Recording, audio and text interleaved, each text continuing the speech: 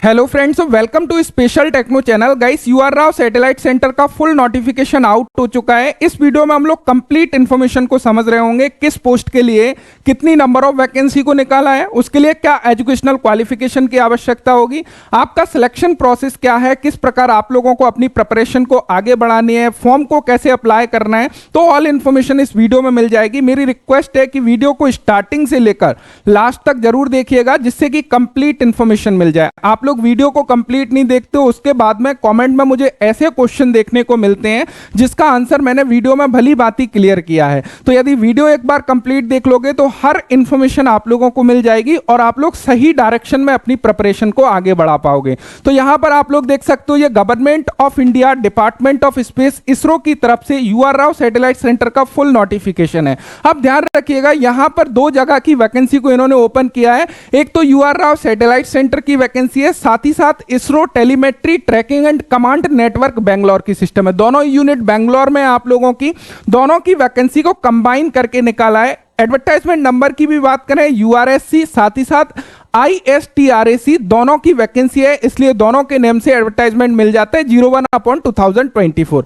यहां पर गाइस पूरी चीजों को समझिएगा। यदि हम लोग देखें, रिक्रूटमेंट ऑफ साइंटिस्ट इंजीनियर की वैकेंसी है, टेक्निकल असिस्टेंट की है, साइंटिफिक असिस्टेंट की है एंड लाइब्रेरी असिस्टेंट्स की है, टेक्नीशियन बी की यहां पर पोस्ट है, ड्राफ्टमैन बी की है, कुक की है, फायरमैन ए की है, हैवी व्हीकल ड्राइवर ए की है, लाइट व्हीकल ड्राइवर ए की है। अब यहां पर टोटल समझिएगा सारी चीजों को। यहां पर इन्होंने क्लियरली बोला है कि ये रिस्पॉन्सिबिलिटी आप लोगों की बनती है कि ये आप लोग इंश्योर हुई जिस पोस्ट के लिए आप लोग अपने फॉर्म को फिल कर रहे हो, क्या उसके एलिजिबिलिटी क्राइटेरिया को आप लोग फुलफिल करते हो। तो वो हम लोग देख रहे होंगे किस पोस्ट के लिए क्या एजुकेशनल क्वालिफिकेशन उन्होंने मांगा है, उसके अकॉर्डिंग आप लोगों को अपने फॉर्म को फिलअप करना है। यहां पर यूआर राव सैटेलाइट सेंटर के बारे में कंप्लीट इंफॉर्मेशन इन्होंने दी है, तो उसके बारे में सभी को पता है। इसरो के बारे में यहां पर हम लोग थोड़ा सा देख लेते हैं किस पोस्ट के लिए कितनी वैकेंसी है, क्या क्वालिफिकेशन है। लेकिन उससे पहले जो सबसे ज्यादा सवाल आपलोगों को आने वाला है, क्योंकि यहां पर इन्होंने बोला था पोस्ट आर टेम्परेरी, तो सबसे पहले तो आप लोग यही सवाल पूछोगे, क्या सर ये वैकेंसी टेम्परेरी है?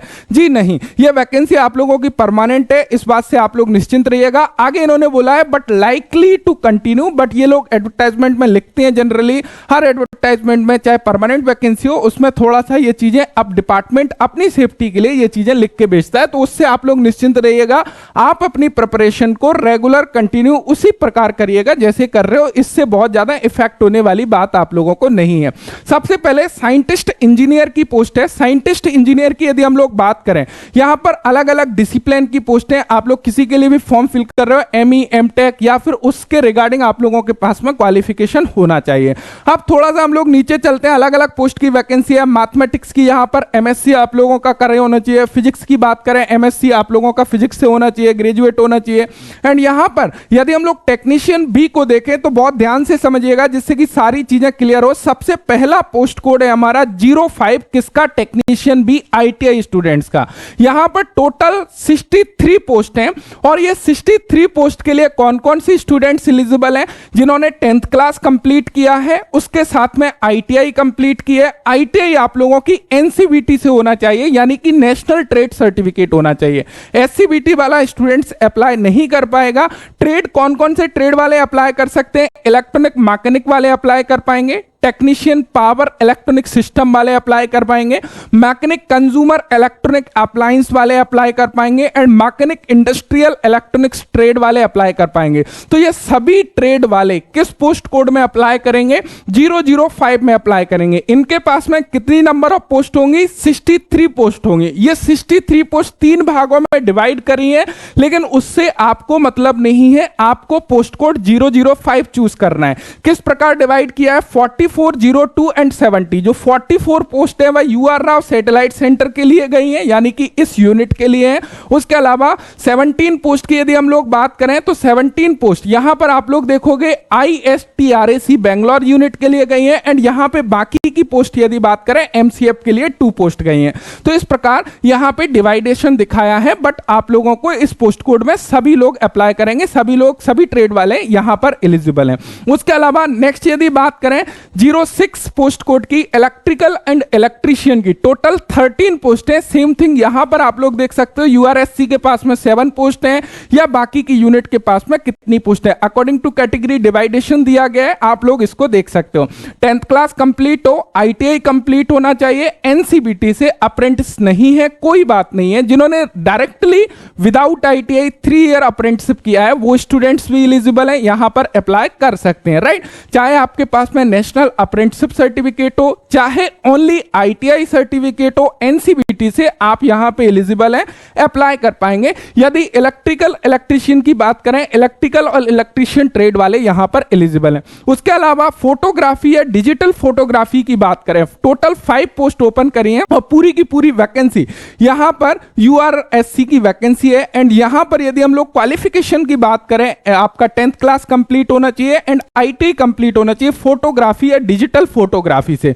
फिटर ट्रेड की बात करें, टोटल 17 पोस्ट है, यहां पे डिवाइडेशन किया गया है, आपके पास में 10th class plus ITI fitter trade से है, आप अप्लाई कर सकते हैं। गाइस नेक्स्ट पोस्ट है प्लम्बर की, टोटल 3 पोस्ट है, यदि आपने प्लम्बर ट्रेड से आईटीआई करी है अप्लाई कर सकते हो। रेफ्रिजरेशन एयर कंडीशनिंग की 11 पोस्ट है, यदि रेफ्रिजरेशन एयर कंडीशनिंग से आप लोगों ने आईटीआई किया है अप्लाई कर सकते हो। टर्नर की यहां पर टोटल 2 पोस्ट को ओपन किया है, अनरिजर्व्ड की 1 पोस्ट है, एससी की 1 पोस्ट है, यदि टर्नर ट्रेड से आईटीआई किया है अप्लाई कर सकते हो। कारपेंटर की 3 पोस्ट है, मोटर व्हीकल मैकेनिक की 2 पोस्ट है, मशीनिस्ट की 5 पोस्ट है, वेल्डर की यहां पर 2 पोस्ट को निकाला है। ड्राफ्टमैन मैकेनिकल की 11 पोस्ट है। ड्राफ्टमैन मैकेनिकल की यदि बात करें, ड्राफ्टमैन मैकेनिकल से आईटीआई है अप्लाई कर पाओगे। ड्राफ्टमैन सिविल की बात करें तो यहां पर ड्राफ्टमैन सिविल ट्रेड से किसी ने आईटीआई किया है अप्लाई कर पाओगे। 5 पोस्ट ओपन करी है। एंड इलेक्ट्रॉनिक्स की बात करें 28 पोस्ट ओपन करी है इलेक्ट्रॉनिक्स की, इलेक्ट्रॉनिक्स ट्रेड वाले अप्लाई कर सकते हैं। यहां पर first class diploma in electronics engineering from recognised state board से है, तो आप यहां पे गाइस एलिजिबल हो और अप्लाई कर पाओगे। कंप्यूटर साइंस की बात करें, टोटल 6 पोस्ट है, first class diploma computer science में अप्लाई कर पाओगे। इलेक्ट्रिकल की 5 पोस्ट है, first class diploma in electrical engineering है अप्लाई कर पाओगे। सिविल की 4 पोस्ट है, first class diploma in civil से है अप्लाई कर पाओगे। मैकेनिकल की भी यहां पर 12 पोस्ट है, फर्स्ट क्लास डिप्लोमा मैकेनिकल से अप्लाई कर पाओगे। साथ ही साथ में यदि हम लोग साइंटिफिक असिस्टेंट की बात करें, केमिस्ट्री फिजिक्स यहां पर आप लोग देखोगे, एनिमेशन की है, मैथमेटिक्स की है, साथ ही साथ लाइब्रेरी असिस्टेंट की यहां पर 1 पोस्ट को ओपन किया है। कुक की यहां पर 5 पोस्ट को ओपन किया है। यहां पर 10th क्लास 5 ईयर एक्सपीरियंस आप लोगों के पास में होना चाहिए कुकिंग का। फायरमैन ए की यहां पर 3 पोस्ट है। एंड यहां पर सेफ्टी जो है फिजिकल फिटनेस स्टैंडर्ड वगैरह वो सारी चीजें हैं, तो आप लोग यहां पे अप्लाई कर सकते हो। लाइट व्हीकल ड्राइवर ए की यहां पर 6 पोस्ट है, 3 ईयर का एक्सपीरियंस लाइट व्हीकल ड्राइवर ए का होना चाहिए। एंड मस्ट है आप लोगों के लाइट व्हीकल ड्राइविंग लाइसेंस होना चाहिए। बाकी सारी चीजें यहां पर आप लोग देख सकते हो। हैवी व्हीकल ड्राइवर ए की भी यहां पर 2 पोस्ट को ओपन किया है। तो इस प्रकार यहां पे काफी सारी पोस्ट है। यहां पे क्वालिफिकेशन आप लोग देख सकते हो, एसेंशियल क्वालिफिकेशन। बाकी टेक्नीशियन बी का ऑल ओवर मैंने यहां पे क्लियर कर दिया है। अब गाइस हम लोग पे लेवल एंड एज लिमिट की बात कर लेते हैं, किस पोस्ट के लिए क्या पे लेवल एंड एज लिमिट रहेगा। साइंटिस्ट इंजीनियर की यदि हम लोग बात करें, पोस्ट कोड 01 to 02, यहां पर 18 से 30 वर्ष एज लिमिट है। लेवल 10 का पे स्केल रहेगा, जिसमें लगभग 56,100 रुपीज पर मंथ सैलरी आप लोगों को लगभग मिलेगी। साइंटिस्ट इंजीनियर यहां पर भी सेम है, 18 से 28 वर्ष है एंड पे लेवल आप लोगों का सेम रहने वाला है। टेक्निकल असिस्टेंट की बात करें, यहां पर 18 to 22 जिसका पोस्ट कोड है, या साइंटिफिक असिस्टेंट की बात करें या लाइब्रेरी असिस्टेंट की बात करें, तीनों के लिए 18 से 35 वर्ष एज लिमिट है। लेवल 7 का पे स्केल रहेगा, 44,900 के आसपास पर मंथ मिलेगा, प्लस आप लोगों के अलाउंसेस वगैरह हैं। टेक्नीशियन बी की यदि हम लोग बात करें, आईटीआई स्टूडेंट्स की एंड साथ ही साथ ड्राफ्टमैन बी की बात करें, दोनों के लिए 18 से 35 वर्ष एज लिमिट रखी गई है। तो एज लिमिट का कोई भी इशू होने वाला नहीं है, प्लस आप लोगों को रिलैक्सेशन वगैरह भी यहां पर मिलेगा। लेवल 3 का पे स्केल रहता है टेक्नीशियन बी का 21,700 रुपीज आप लोगों का पर मंथ सैलरी, यानी कि यहां पर एक्चुअल में ये बेसिक आप लोगों को दिखाया है। उसके अलावा काफी सारे अलाउंसेस हैं, डियरनेस अलाउंस वगैरह, ट्रैवलिंग अलाउंस वगैरह, तो सैलरी काफी अच्छी बन जाती है। तो ये मत सोचिएगा कि ओनली 21,700 रुपीज हमारी सैलरी रहेगी क्या। फायरमैन ए की बात करें, कुक की बात करें, तो यहां पर 18 से 25 वर्ष फायरमैन ए की है। कुक की यदि बात करें 18 से 35 वर्ष है। And light vehicle driver A and heavy vehicle driver A की बात करें 18 से 35 वर्ष है। लेवल 2 का सैलरी रहेगा, यहां पर 19,900 रुपए आप लोगों का बेसिक रहने वाला है। उसके ऊपर अलाउंसेस वगैरह आप लोगों के रहेंगे। रिलैक्सेशन की यदि बात करें तो यहां पर SC ST कैंडिडेट कैंडिडेट को अपर एज लिमिट में 5 ईयर का रिलैक्सेशन है, ओबीसी नॉन क्रिमिलियर कैंडिडेट है 3 ईयर का रिलैक्सेशन रहता है, पीडब्ल्यूबीडी कैंडिडेट है उनके लिए 10 ईयर का रिलैक्सेशन आप लोगों को मिल जाता है। हाउ टू अप्लाई की यदि बात करें, आप लोगों को ऑफिशियल वेबसाइट पर जाना है। इंपॉर्टेंट डेट यदि देखें 10 फरवरी 2024 से 1 मार्च 2024 तक आप लोग अपने एप्लीकेशन फॉर्म को इसरो की ऑफिशियल वेबसाइट या यूआरएससी की ऑफिशियल वेबसाइट या फिर आईएसटीआरएसी की ऑफिशियल वेबसाइट से अप्लाई कर सकते हो। मैं लिंक इसरो की वेबसाइट का डिस्क्रिप्शन में दे दूंगा, वहां से जाकर आप लोग अप्लाई कर सकते हो। अब गाइस हम लोग पेमेंट ऑफ एप्लीकेशन फी की बात कर लेते हैं, इसको थोड़ा सा समझ लीजिएगा। सबसे पहले हम लोग बात करें साइंटिफिक असिस्टेंट, टेक्निकल असिस्टेंट या फिर साइंटिस्ट इंजीनियर, इन सभी पोस्ट की यहां पर 250 रुपीज लगने वाला है, चाहे साइंटिस्ट इंजीनियर में आप अप्लाई कर रहे हो, टेक्निकल असिस्टेंट में, साइंटिफिक असिस्टेंट में। लेकिन आप लोगों को इनिशियली जो पेमेंट करना होगा पर एप्लीकेशन फी वह 750 रुपीज करना पड़ेगा। 500 रुपीज आप लोगों का रिफंड हो जाएगा, 250 रुपीज एप्लीकेशन चार्ज है। किन स्टूडेंट्स का रिफंड होगा? जो भी अपेयर होंगे रिटन टेस्ट के लिए, यानी कि जो एजुकेशनल क्वालिफिकेशन आप रख रहे हो उन स्टूडेंट्स का आप लोगों का 500 रुपीज रिफंड कर दिया जाएगा। एंड यहां पर ध्यान रखिएगा, जो लोग टेक्नीशियन बी में अप्लाई कर रहे हैं, ड्राफ्टमैन बी में अप्लाई कर रहे हैं, कुक में, फायरमैन ए में, लाइट व्हीकल ड्राइवर ए में, हैवी व्हीकल ड्राइवर ए में, इन सभी को इनिशियली 500 रुपीज पे करना है। 400 रुपीज आप लोगों का रिफंड हो जाएगा एंड 100 रुपीज एप्लीकेशन फी है। लेकिन जो स्टूडेंट्स कैटेगरी से बिलोंग करते हैं लाइक एससी, एसटी या वुमेन कैंडिडेट हैं, पीडब्ल्यूडी हैं या फिर एक्स सर्विसमैन है, उनकी कोई भी एप्लीकेशन फी नहीं है, लेकिन इनिशियली उनको भी पे करना है।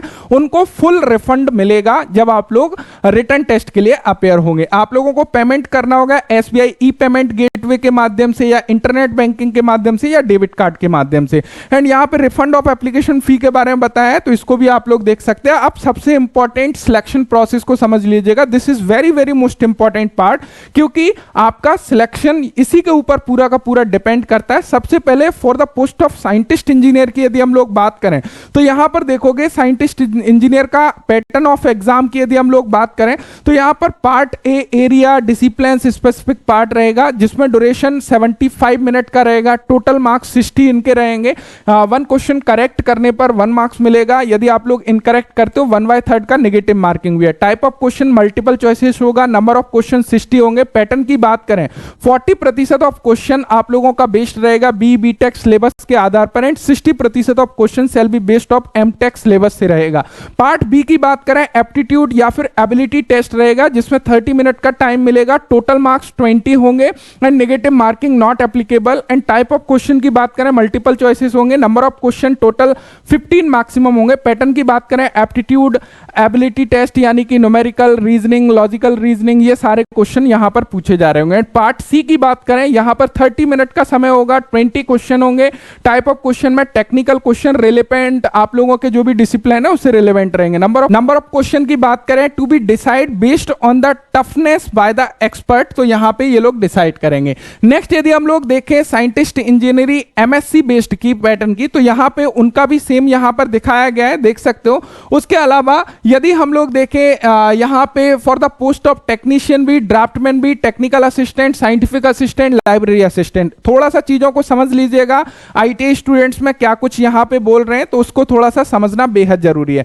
सबसे पहले एग्जाम पैटर्न की यदि हम लोग बात करें, चाहे आप लोग टेक्निकल असिस्टेंट में अप्लाई किए हैं, साइंटिफिक असिस्टेंट में या लाइब्रेरी असिस्टेंट में, तीनों का जो रिटन टेस्ट होगा 80 मल्टीपल चॉइसेस क्वेश्चन होंगे, 1.5 घंटे का समय मिलेगा, 1/3 की नेगेटिव मार्किंग है। Technician B and draftman B की बात करें same thing, 80 multiple choices question होंगे, 1.5 घंटे का समय होगा, नेगेटिव मार्किंग 1/3 की रहेगी। एंड स्किल टेस्ट आप लोगों का क्वालिफाइंग नेचर का रहेगा अपने डिसिप्लिन से रिलेटेड, राइट। एंड यहां पर पास क्राइटेरिया वगैरह दिया गया है, लेकिन पास क्राइटेरिया मैटर नहीं करता, आप लोगों को मेरिट में आना है तो हाईएस्ट मार्क्स लेकर आना पड़ेगा। रिटन स्किल टेस्ट की बात करें, स्किल टेस्ट ऑलरेडी आप लोगों का क्वालिफाइंग नेचर का रहता है, go and no go basis का, तो यहां पर आपको इशू ज्यादा कुछ आने वाला नहीं है। एंड गाइस यहां पर technical assistant, scientific assistant, library assistant and technician B, draftman B के सिलेबस की बात करें, आप लोगों के ट्रेड से रिलेटेड मैक्सिमम क्वेश्चन होते हैं, यानी कि डिसिप्लिन से रिलेटेड 80% क्वेश्चन पूछते हैं। उसके अलावा आप लोगों से एप्टीट्यूड क्वेश्चन यानी कि जो आप लोगों का जनरल एप्टीट्यूड है वहां से क्वेश्चन जो है लिए जाते हैं, तो इस चीज का विशेष ध्यान रखिएगा। बाकी की पोस्ट की यदि हम लोग बात करें, चाहे हैवी व्हीकल ड्राइवर ए की बात करें, लाइट व्हीकल ड्राइवर ए की बात करें, तो यहां पर आप लोग देख सकते हो टोटल का टोटल सारा दिया गया है, किस पार्ट में कितने क्वेश्चन होंगे, किस किस टॉपिक से होंगे। कुक की बात करें सेम यहां पर दिया है, फायरमैन ए की बात करें सेम यहां पर दिया हुआ है। यदि हम लोग जनरल कंडीशंस की बात करें, इससे पहले स्पेशली मैं टेक्नीशियन बी के वो बताना चाहूंगा जो आईटीआई स्टूडेंट्स हैं उनके लिए काफी सारे question paper U R Rao satellite centre के ऑलरेडी प्रीवियस ईयर के सॉल्व कराए हुए हैं।